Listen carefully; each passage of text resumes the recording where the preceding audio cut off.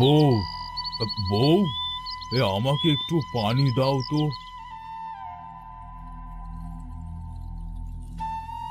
এই নাও পানি।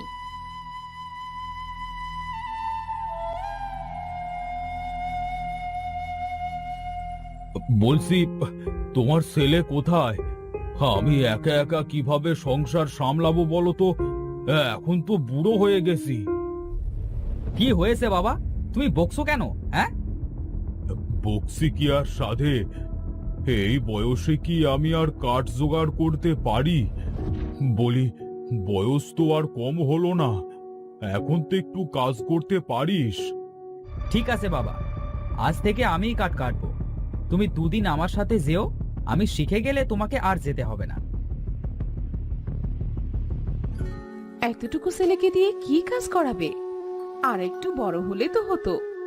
কি করব গিন্নি, এখন যে শরীর আর চলছে না। আমরা গরিব মানুষ, কাজ তো করতেই হবে। দেখো, তোমার যা ভালো মনে হয় তাই করো।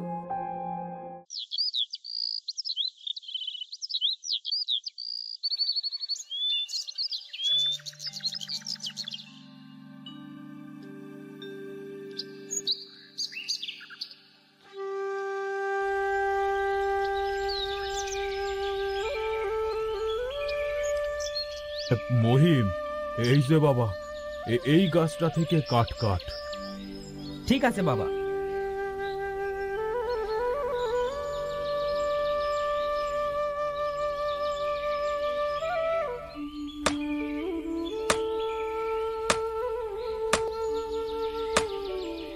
এবার আমার কাছে দে মহিম, তোর কষ্ট হয়ে গিয়েছে। না বাবা, হ্যাঁ, আমার কষ্ট হচ্ছে না, তুমি বসে থাকো।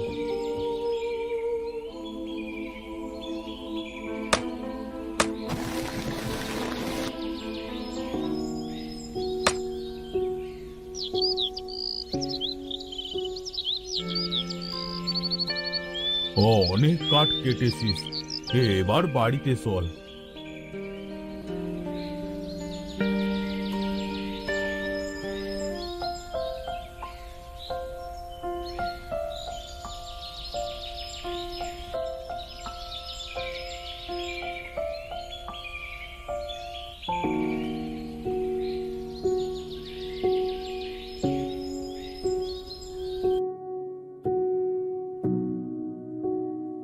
মা, মা, আমার খিদে পেয়েছে, আমাকে কিছু খেতে দাও।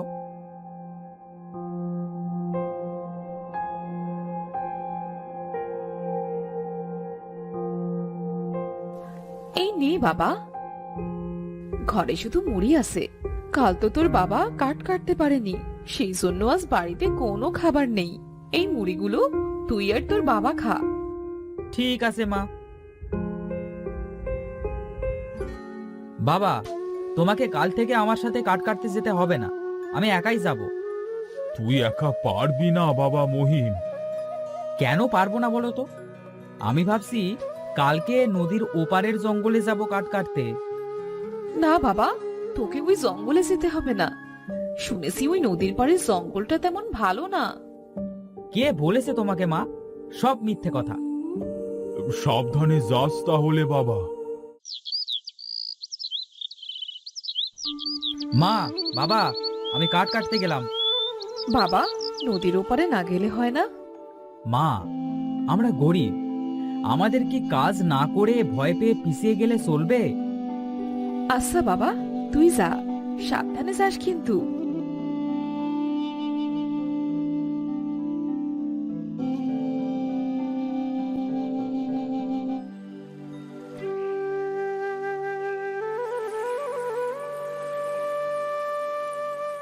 মাঝি ভাই, ও মাঝি ভাই, আমাকে নদী পার করে দাও তো। ওঠেন ভাই, ওঠেন।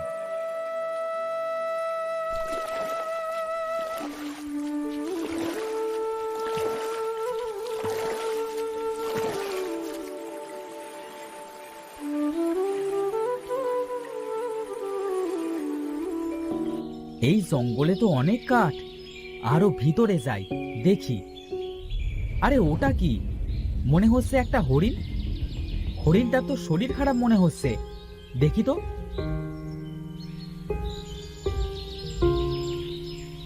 ও হরিণটাকে তো মনে হচ্ছে কেউ শিকার করতে এসেছিল। তীর ফুটে আছে, তীরটা বের করতে হবে। আরে এ তো অনেক রক্ত বের হচ্ছে। রক্তটা বন্ধ করব কিভাবে?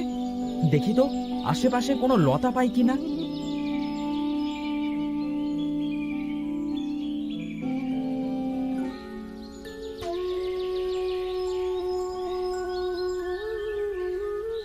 এই তো, আর রক্ত পড়ছে না দেখছি। একটু পানি খাইয়ে দিই। এবার আমি কাঠ কাটতে যাই, অনেক দেরি হয়ে গেছে।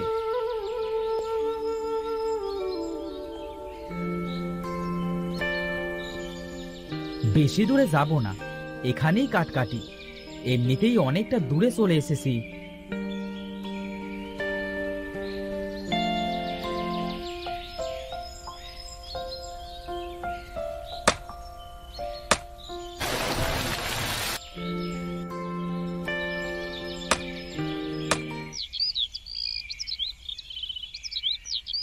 আজ অনেক কাঠ কেটে ফেলেছি, খুব ক্লান্ত লাগছে আমার। মনে হচ্ছে এখন বাড়ি যেতে পারবো না। এক কাজ করি, এই গাছের নিচে একটু রেস্ট নিই, তাহলে শরীরটা একটু ভালো লাগবে।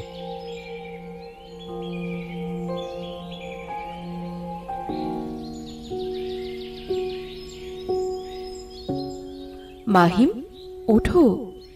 কে ডাকছে আমাকে? কে ডাকছে? আমি মাহিম, যাকে তুমি প্রাণে বাঁচিয়েছিলে। তুমি তো একটা হরিণ, তুমি কথা বলছো কিভাবে? আমি হরিণ নই, আমি একটা পরী। আরে তুমি সত্যিই তো একটা পরী, তবে তুমি হরিণ হয়েছিলে কেন? এক শয়তান ডাইনি আমাকে হরিণ বানিয়ে দিয়েছিল। তুমি তো পরী, তোমার তো অনেক শক্তি, তুমি ডাইনিটাকে শাস্তি দাওনি কেন? তখন আমি আমার শক্তি ব্যবহার করতে পারিনি, কারণ আমি ছোট ছিলাম। শয়তান ডাইনিটি আমার শরীরে তীর ফুটিয়ে রেখেছিল, যাতে আমি হরিণ থেকে পরী হতে না পারি। তোমাকে অনেক ধন্যবাদ, তুমি আমার পরীরূপ ফিরিয়ে দিয়েছো। তুমি পথের মাঝে অসুস্থ হয়ে পড়েছিলে, তোমাকে সাহায্য না করে আমি ওখান থেকে কিভাবে আসতাম বলো তো? মাহিম, তুমি কি জানো, এখানে আমি অনেক বছর ধরে পড়ে আছি। একমাত্র তুমি ছাড়া কেউ আমাকে সাহায্যই করেনি। আজ যদি তুমি আমাকে সাহায্য না করতে, তাহলে পূর্ণিমার রাতে আমি মারা যেতাম। মাহিম, তুমি আমার বাবা মাকেও বাঁচাও। কেন?